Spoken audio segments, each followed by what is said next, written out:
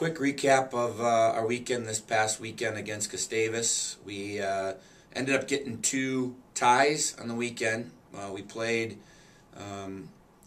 probably about 40 minutes of each of those games. We did not play 60 minutes, and unfortunately, because of that, we came away with a couple ties instead of getting a couple wins. So we learned a lot about our team. We learned a lot about how we need to play. We just got to continue to keep developing our team within our identity and in our systems, and get 60 minutes of hockey. If we get 60 minutes of hockey and we play the way we need to, we'll get a couple wins. But unfortunately, we were down 2-0 the first night after the first period.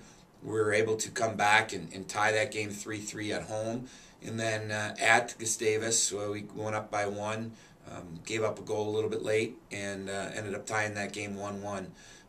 A tie on the road at Gustavus, kind of a hostile atmosphere, was a little bit easier to take than the tie at home. But at the same time, we need to get some wins. We need to get wins in our MIAC play, and we need to make that push to playoffs.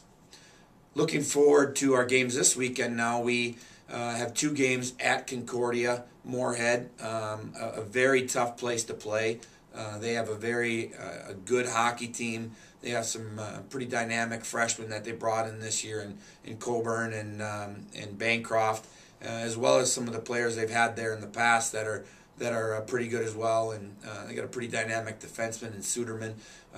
We just have to go up there and compete. We outwork and outcompete them, we'll win. If we don't play for 60 minutes and we only play 40 minutes, we're going to be in very tight hockey games and be fighting for ties again. So we need to play hard, we need to outwork, and we need to play 60 minutes. And I feel confident in our team going up there to get a couple wins. But without that, it's going to be difficult.